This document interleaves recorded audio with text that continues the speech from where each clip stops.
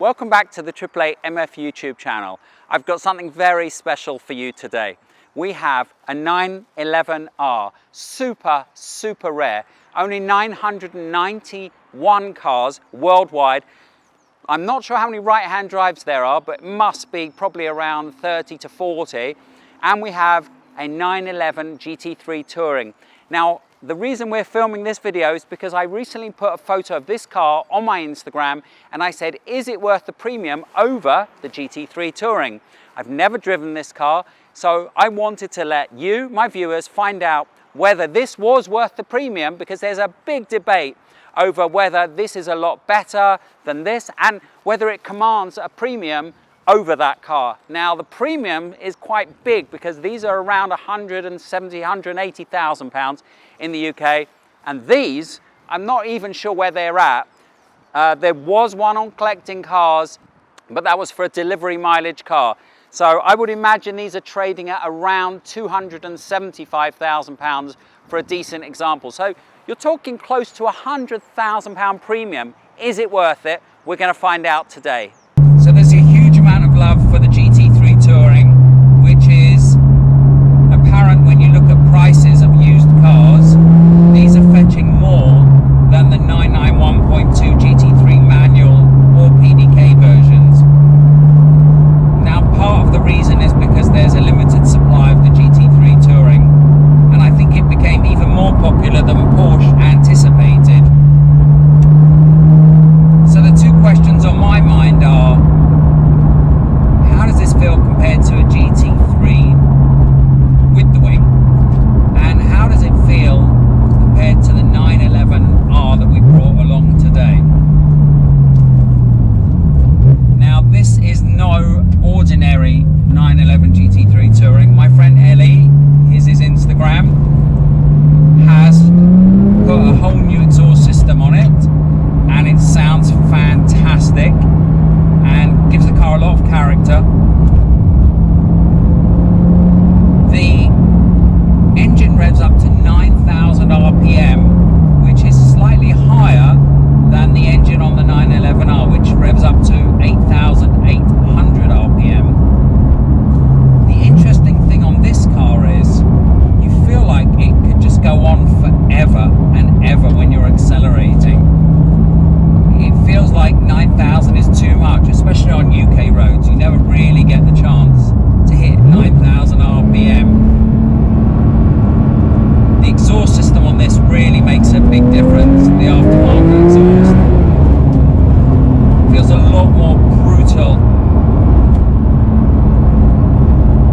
I can understand why these are so popular. They have a fairly light clutch. They look fantastic. They look very subtle but still aggressive without that rear wing. And they've got the lovely GT3 engine. The handling is just sublime.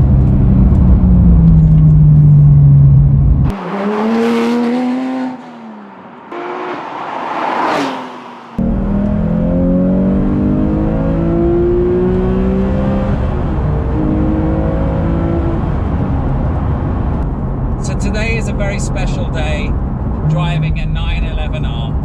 This is one of the rarest 911s in the world, limited edition. I have never seen one in the UK apart from this car. I've seen a couple advertised here and there, but they're pretty rare. And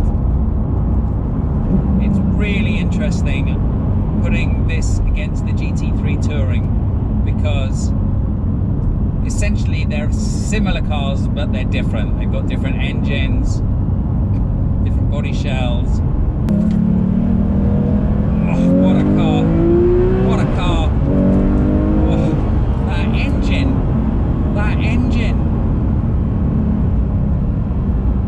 it's incredible. So I remember seeing a YouTube video with Chris Harris driving this alongside a Peugeot 205 Rally, and he said that this was the best modern Porsche, if not one of the best manuals in the world.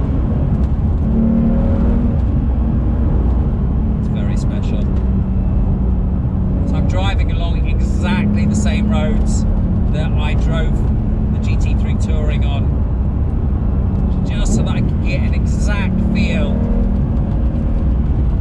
of how different they are.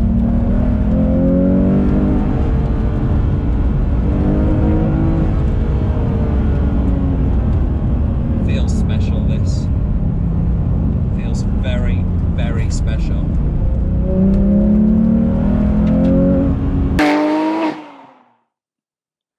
Something that both cars share is the lack of downforce, and that makes them less planted to the ground, but also quite playful.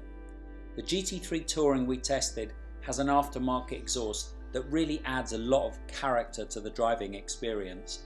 It's a wonderful car. I can see the appeal of deleting the rear wing on the GT3, as it gives you a car that's more discreet for daily use, but personally I would save £40,000 and buy a manual 991.2 GT3. I like rear wings. Now on to the 911R, a very special car indeed, but it's not easy explaining why. It definitely has a special aura about it and feels more special than the GT3 Touring here, but it's very subtle. The curb weight of 1,370 kilograms is virtually the same as a 997 GT3 RS 4 litre, and this helps to make it very agile, and it handles like a go-kart.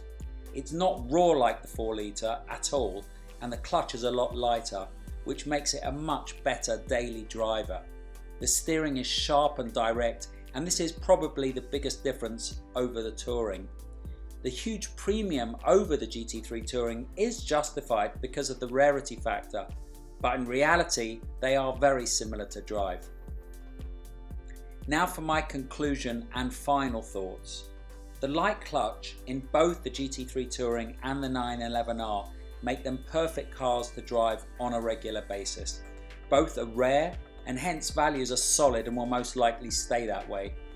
The engines work at their best at the top of the rev band, which means it's virtually impossible to utilise on most UK roads, as you're breaking the speed limit in second gear. So unless you're planning a European road trip or you live somewhere close to some lovely big open roads, both of these cars are hard to get the maximum pleasure from. I think that the GT4 or Boxster Spider from either the 981 or 718 range are much more enjoyable cars 90% of the time, and a lot less money too. Thank you for watching, and we'll see you soon.